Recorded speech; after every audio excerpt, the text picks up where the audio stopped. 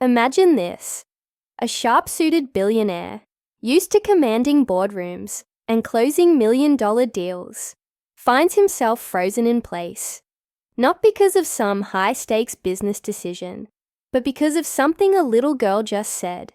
"Sir, my grandmother has a birthmark just like yours." It's an innocent comment, the kind kids make without thinking twice. But for Alexander Hayes, those words hit like a thunderclap, stopping him cold in the middle of a quiet town square.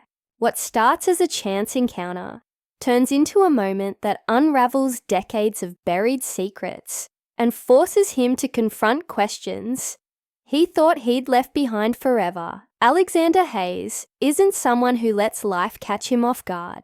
He's built his empire with precision, discipline, and control. Every move calculated, every detail accounted for. Yet here he is, standing near a fountain in a small town where time seems to move slower, holding a phone in one hand and staring at a child whose bright eyes seem to see right through him. Her name is Emma, and she's no older than 7. Clutching a worn-out stuffed rabbit, she looks up at him with curiosity that only children can muster. That simple observation about a birthmark, a mark Alexander never paid much attention to, sends ripples through his carefully constructed world. The story begins on what seems like any other afternoon. Alexander is in town for a routine business deal, the type of transaction that comes with being one of the most influential figures in the country. To him, this place doesn't matter. It's just another stop on his endless journey of success. The contrast between his polished demeanor and the casual charm of the town couldn't be starker. While others might find peace in its simplicity, Alexander feels out of place, almost uneasy. And then there's Emma, tugging at his sleeve, breaking the monotony of his day with her soft yet confident voice. In that instant, everything changes. What makes this moment so powerful isn't just the unexpected connection. It's the way it opens a door to a past Alexander has spent years locking away.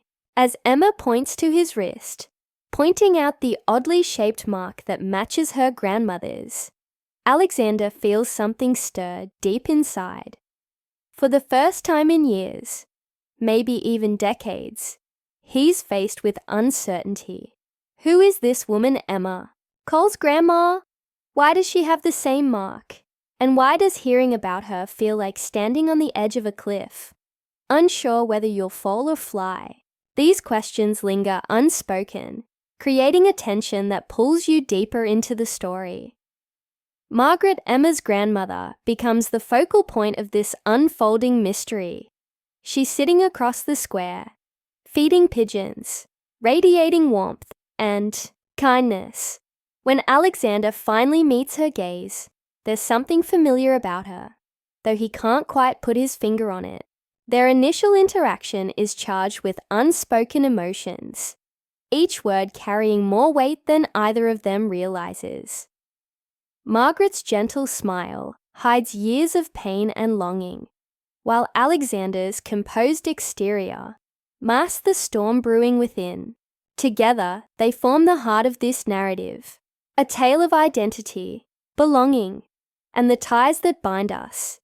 Even when we least expect it, as the story progresses, we're introduced not just to these characters, but also to the themes that drive them. Family, forgiveness, and the search for meaning are woven seamlessly into their interactions. Through Emma's innocence and unwavering trust, we see how love transcends logic and planning.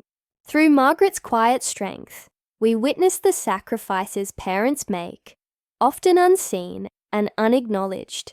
And through Alexander's internal struggle, we explore the human need to understand where we come from and how that shapes who we are. But this isn't just a story about revelations, it's about transformation.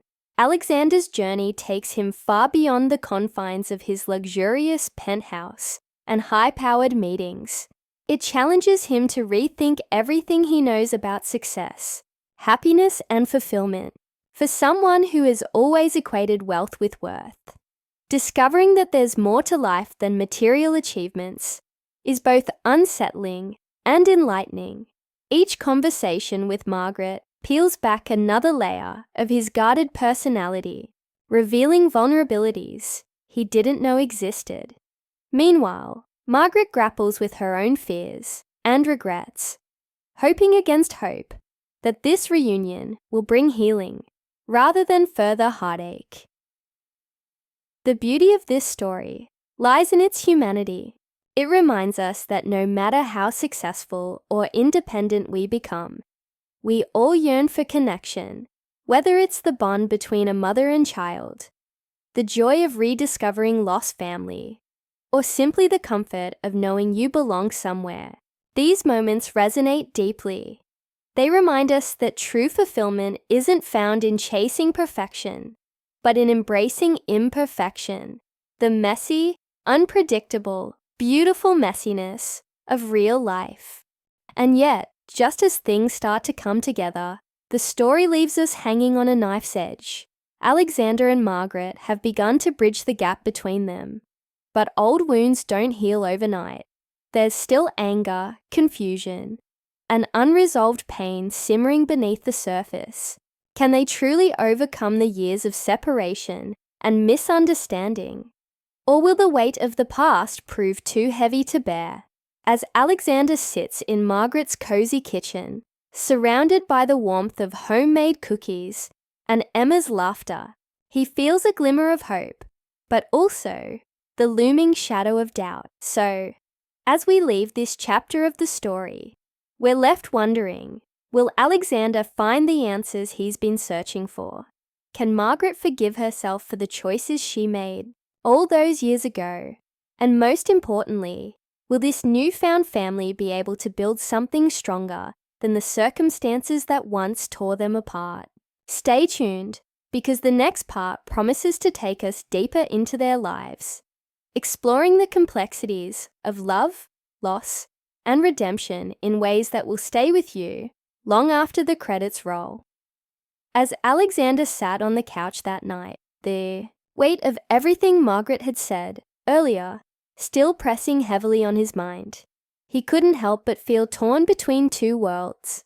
On one side was the life he'd built, a fortress of success and control, where every decision was calculated, every move deliberate.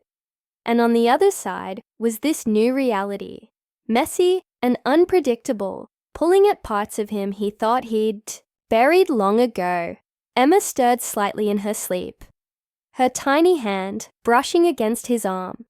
It was such a small gesture, yet it felt monumental to Alexander. For years, he had convinced himself that he didn't need anyone, that relationships were liabilities, distractions from what truly mattered. But now, sitting here with Margaret, quietly watching over them both, he began to wonder if he'd been wrong all along. Margaret's eyes softened as she watched Alexander glance down at Emma. She could see the internal battle playing out on his face, the same struggle she'd faced when she first held him as a newborn, knowing she wouldn't be able to keep him. "You're good with her," she said softly, breaking the silence. Her voice startled him, though not unpleasantly. He looked up, meeting her gaze for the first time since they'd settled into the living room. "I don't know about that," he replied, his tone laced with uncertainty. "I've never really been around kids much." Margaret smiled faintly, her expression tinged with sadness. "You don't have to try so hard, you know. She likes you just the way you are." The conversation shifted then, moving toward safer topics. Emma's school, her favorite books, the little quirks that made her unique. But beneath the surface, there was an unspoken understanding between them. They were tiptoeing around the larger issues, giving each other time to adjust. Still, Alexander couldn't shake the feeling that something bigger was looming ahead. Every moment spent in Margaret's home felt like stepping closer to a precipice, one that promised answers, but also carried the risk of unraveling everything he thought he knew about himself. Over the next few weeks, Alexander found himself returning to the small town more frequently than he cared to admit. Each visit brought new revelations, some comforting, others unsettling.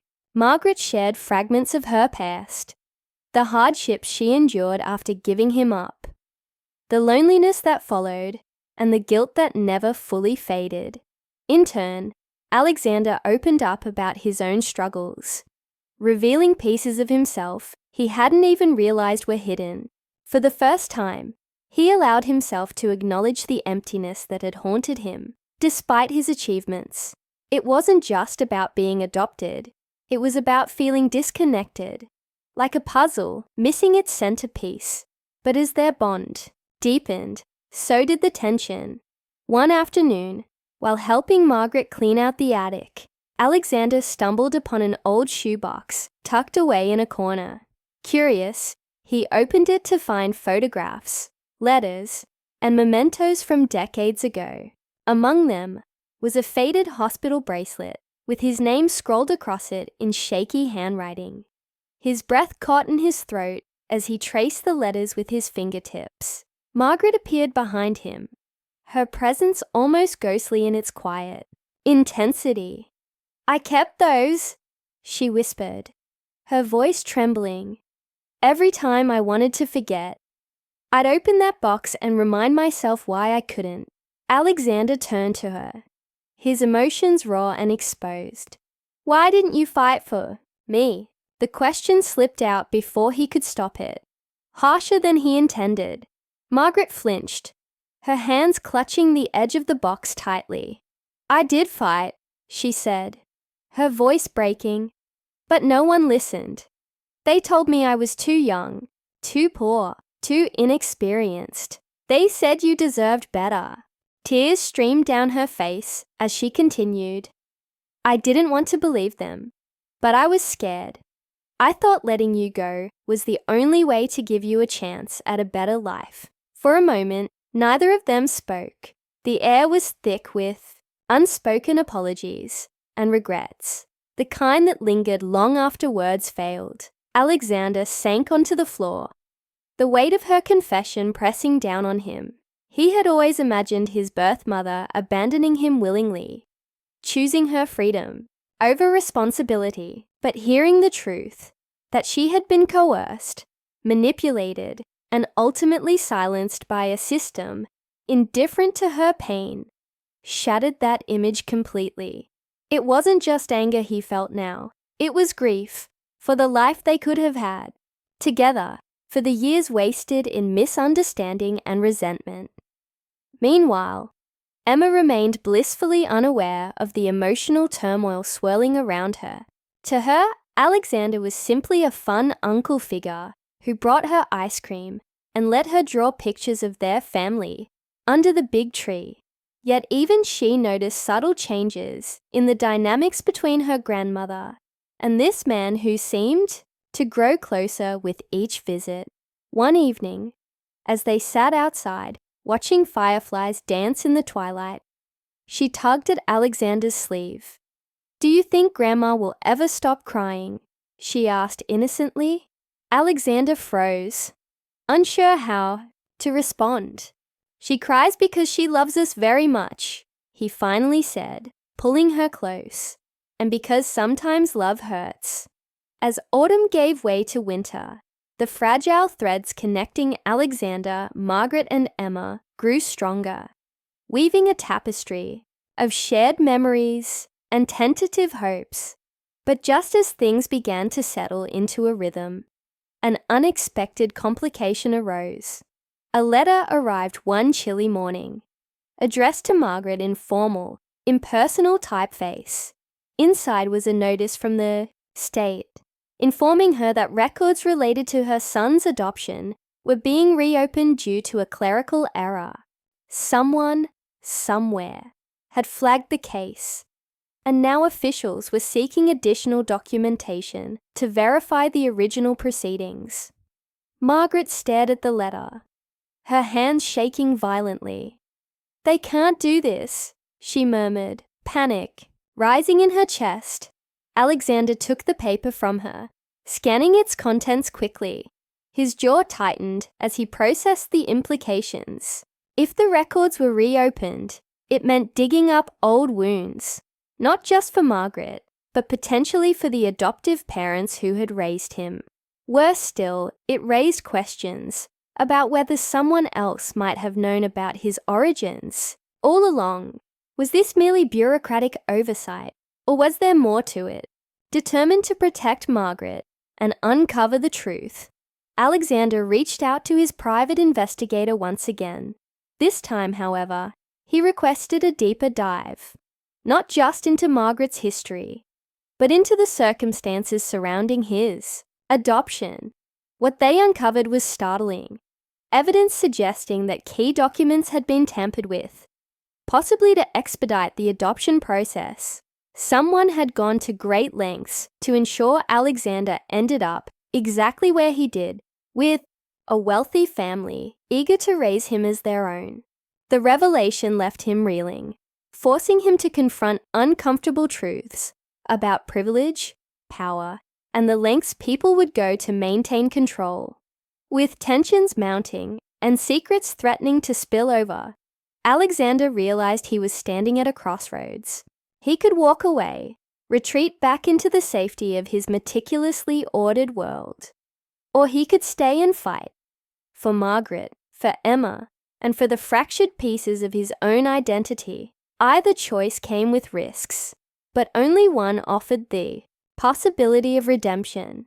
As snow began to fall outside, blanketing the small town in a serene hush, Alexander made his decision. Whatever happened next, he would face it head-on, together with the family he had only recently discovered. As the days turned into weeks, Alexander found himself changing in ways he never thought possible. The polished, calculating man who once lived by spreadsheets and schedules was now learning to embrace the unpredictability of life with Margaret and Emma. But just as things began to feel stable, a new complication arose, one that threatened to upend everything they had worked so hard to build. It started with an envelope delivered to Margaret's house, marked confidential. Inside were documents revealing that the adoption agency that had handled Alexander's case decades ago was under investigation for unethical practices. Someone, somewhere, had reopened old files, and Alexander's name was among them. The news hit like a thunderclap. Margaret sat at her kitchen table, her hands trembling as she read through the papers. "They're questioning the legality of your adoption," she said softly, her voice laced with fear.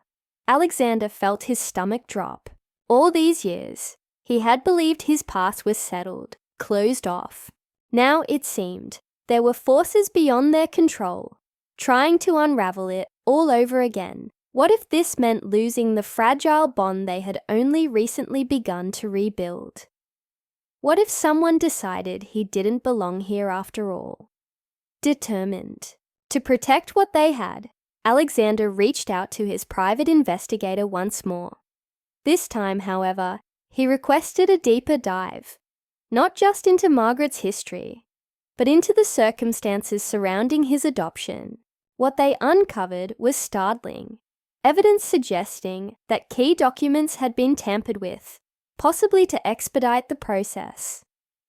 Someone had gone to great lengths to ensure Alexander ended up exactly where he did, with a wealthy family eager to raise him as their own. The revelation left him reeling, forcing him to confront uncomfortable truths about privilege, power, and the lengths people would go to maintain control. With tensions mounting and secrets threatening to spill over, Alexander realized he was standing at a crossroads. He could walk away, retreat back into the safety of his meticulously ordered world, or he could stay and fight for Margaret, for Emma, and for the fractured pieces of his own identity. Either choice came with risks, but only one offered the possibility of redemption. As snow began to fall outside, blanketing the small town in a serene hush, Alexander made his decision. Whatever happened next, he would face it head-on, together with the family he had only recently discovered. The climax came on a cold winter morning when officials arrived at Margaret's doorstep, asking questions neither of them were prepared to answer. Alexander stood beside her, his presence unwavering, despite the storm brewing inside him together. For the first time in his life, he wasn't running from uncertainty. He was stepping directly into it, with Emma clutching his hand. Tightly, he spoke up, his voice steady and resolute. Whatever happens, he told the investigators, I know who I am now, and no document, no matter how altered, can take that away. In the end, the investigation revealed that while procedures had indeed been mishandled, the legalities of Alexander's adoption remained intact. The truth, though painful, brought clarity.